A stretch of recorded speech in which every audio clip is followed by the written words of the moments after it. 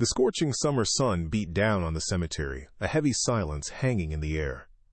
Ethan Vance stood before Sarah's grave, his thoughts a tangled mess of regret and what-ifs.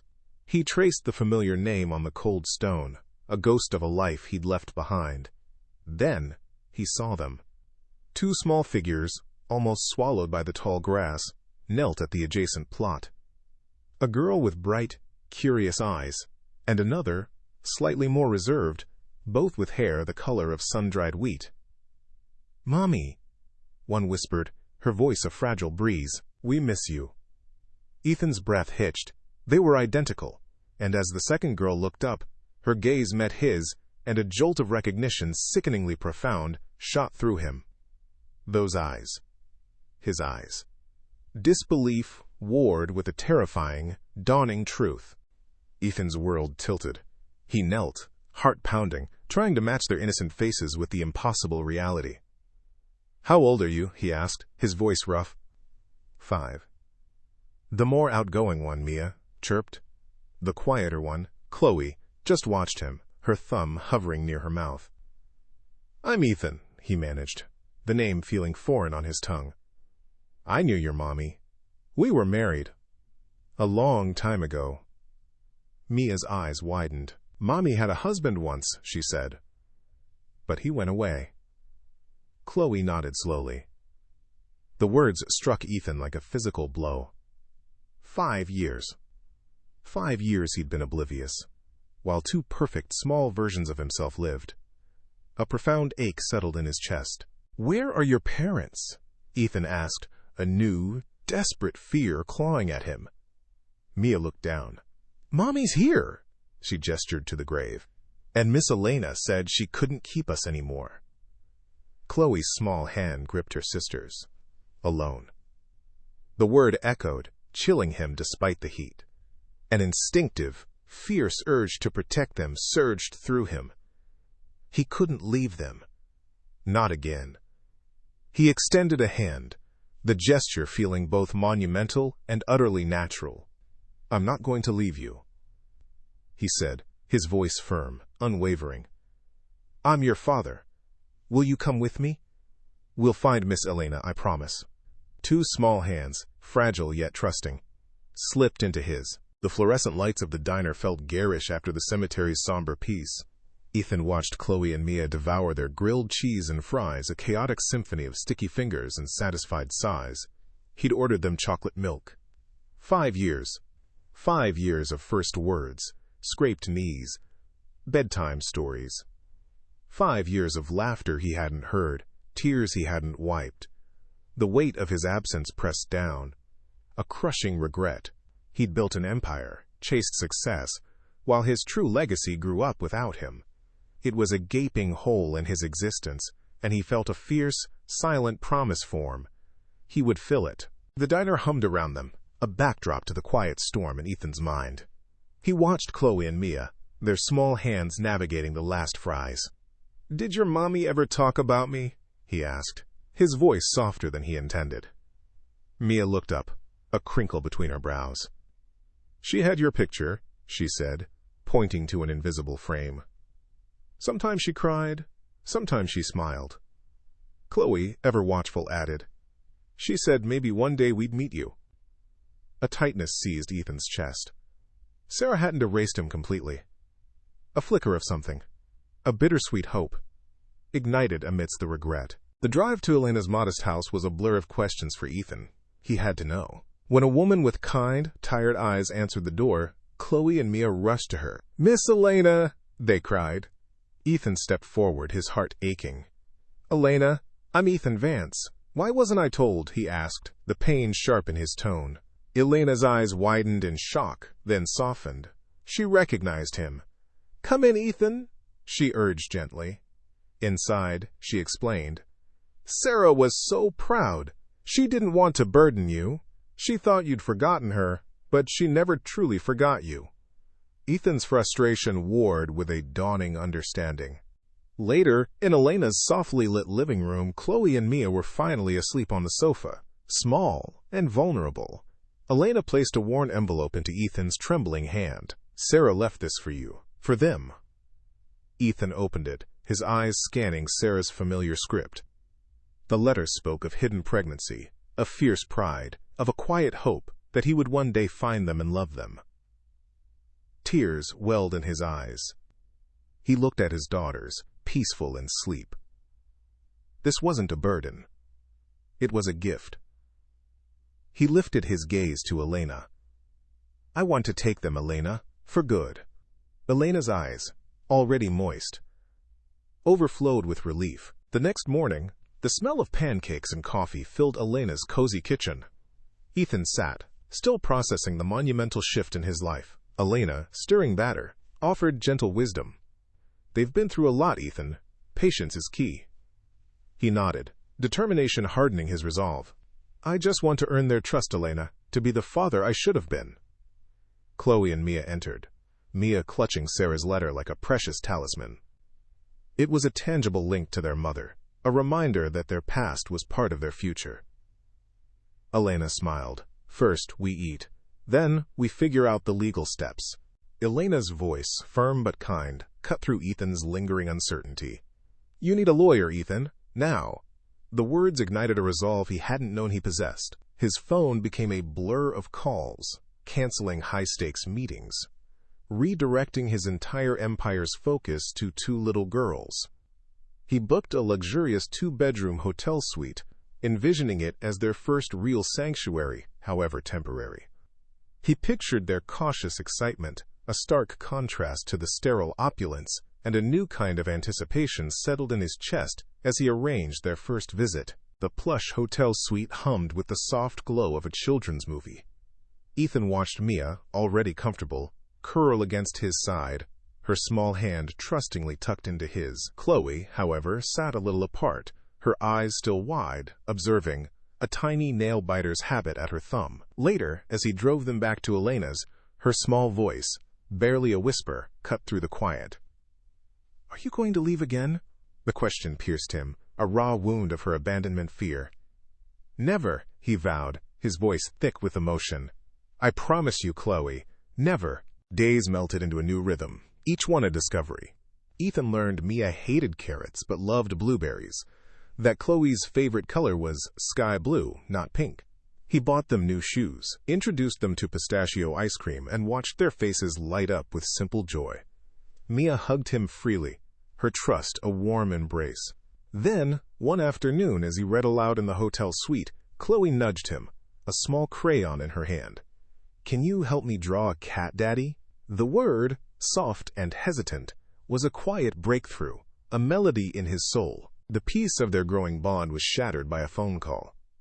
Emily, Sarah's sister, her voice sharp with accusation, ripped through the hotel suite's quiet. "Don't think your guilt-driven heroics fool anyone, Ethan. You abandoned them once."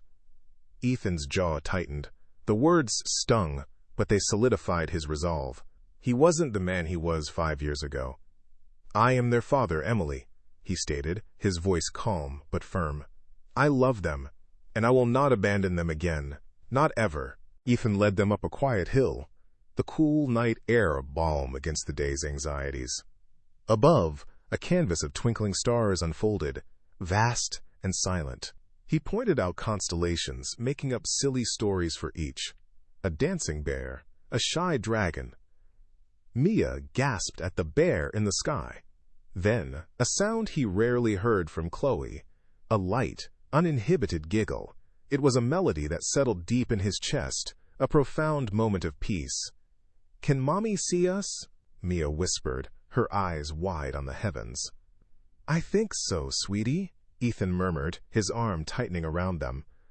Chloe, usually so reserved, looked up at him. Would she be proud of you? A lump formed in Ethan's throat. "I hope so, Chloe. I really hope so." He knew he was living for them now, for a future he never imagined. The knock on the suite door was sharp, formal. Dr. Anya Sharma, the court representative, stood there, her gaze analytical. Ethan felt a familiar tension tighten his shoulders. She questioned his past, his sudden appearance, his commitment to the girls. He answered honestly, letting the raw truth of his regret and newfound purpose guide his words, explaining how his world had irrevocably changed.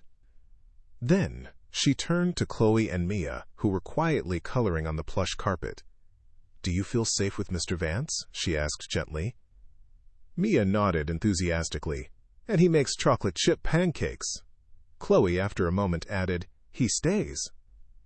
Ethan watched Dr. Sharma's expression soften, a subtle shift that felt like a quiet victory. Their innocent words, more potent than any legal argument, brought a wave of relief. The plain envelope sat on the polished table, stark against the room's opulence. Ethan opened it, his brow furrowing as he read the legal document. David Thorne. The name triggered a vague memory. Sarah's ex-boyfriend from years ago, a fleeting mention she'd made. But now, David had filed for custody. A cold knot formed in Ethan's stomach, another obstacle. He immediately called Elena, his voice tight with frustration. David Thorne? After all this time?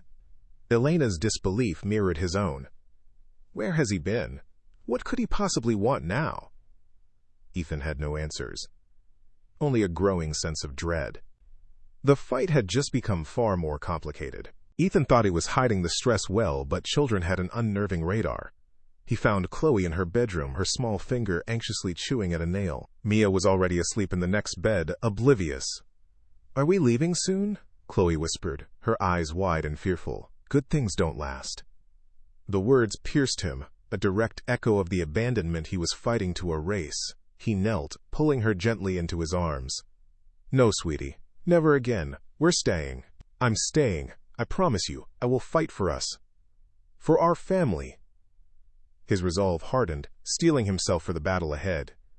He wouldn't let her down, not this time. The courtroom was a sterile, imposing box, every surface reflecting the harsh fluorescent light. Ethan Vance sat ramrod straight, the tension in his shoulders, a physical weight. David Thorne's lawyer was a blur of aggressive gestures, painting a picture of Ethan as an absentee father, a sudden opportunist. The words stung, but Ethan held his gaze, refusing to flinch. His own lawyer, a calm, steady presence, then laid out their evidence. The undeniable DNA, Elena's heartfelt testimony about Sarah's hopes, Dr. Sharma's objective assessment, and finally, the girl's crayon drawings of a family that now clearly included him. Then came Ethan's turn. He stood, his throat tight, ignoring the notes he'd prepared. This wasn't about legal arguments, it was about his heart. "Your Honor," he began, his voice surprisingly steady. "5 months ago, I was a man who thought he had everything. But everything was just things. Then I found Chloe and Mia. I found my future in red sweaters and tearful eyes, in the quiet trust of a small hand. I missed 5 years, and for that, I will carry that regret forever. But I am here now, fully. I will not leave again. They are my daughters, and I am their father. It's the only truth that matters." A palpable silence hung in the air as the judge, a stoic figure, recessed for deliberation. Ethan's heart hammered, a fragile hope, flickering. The courtroom hallway felt like an eternity. Ethan paced, the silence broken only by the echo of his own frantic thoughts. Had he said enough? Was it truly enough to overcome 5 years of absence? Then, the bailiff appeared, beckoning them back inside. Ethan's breath hitched. The judge, gaze firm, began to speak. After careful consideration of all evidence, including DNA, testimony, and the clear bond demonstrated with the children, this court finds in favor of Mr. Ethan Vance. Full custody is hereby granted.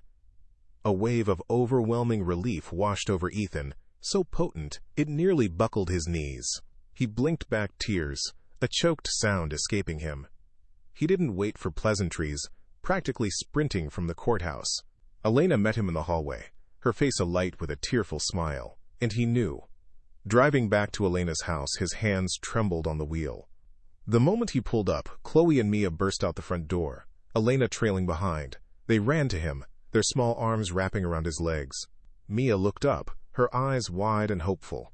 "Can we go home now, Daddy?" she asked. Ethan knelt, pulling them close, his voice thick with emotion. "Yes," he whispered, pressing a kiss to each of their heads. "Yes, let's go home." The word, 20 home, finally felt real, felt like theirs. The first morning in their new home was a joyful, chaotic symphony. Ethan stood in the spacious, sun-drenched kitchen, surveying the battlefield of pancake batter and rogue blueberries. He'd tried to make the perfect breakfast, but Mia had insisted on adding sprinkles to the batter, and Chloe, deep in a picture book, had somehow managed to get syrup on her cheek without looking up. "More syrup, Daddy," Mia chirped, holding out her plate, her smile wide and sticky. Ethan chuckled, pouring a generous amount, the cloying sweetness suddenly the most beautiful thing he'd ever smelled. He watched them, Chloe's quiet concentration as she traced a finger along the words, Mia's boundless energy, a blueberry rolling off her plate to bounce across the floor. This was it. This was the life he'd unknowingly yearned for. A vibrant, messy, imperfect existence that was infinitely richer than any board meeting or deal he'd ever closed. The silence of his old life felt like a distant, hollow echo. Here, amidst the laughter and the sticky fingers, was a profound contentment he'd never known. This wasn't just a house. It was a home, alive with the beating hearts of his daughters. Weeks folded into months, establishing a new, cherished rhythm in Ethan's once silent house.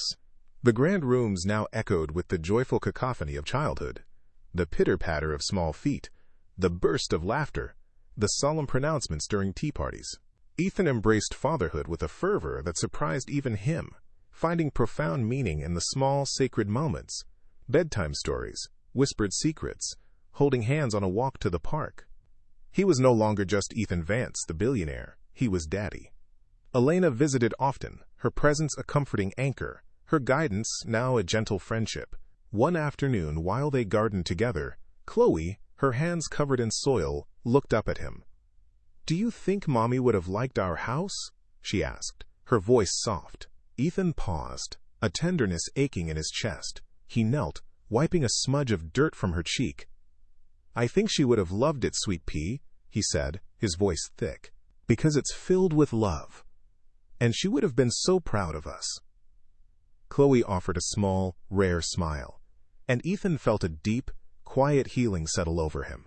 They were a family, forged in loss, mended by love, with Ethan, the once-lost father, as their unwavering anchor. His redemption wasn't an event, it was this ongoing, beautiful life.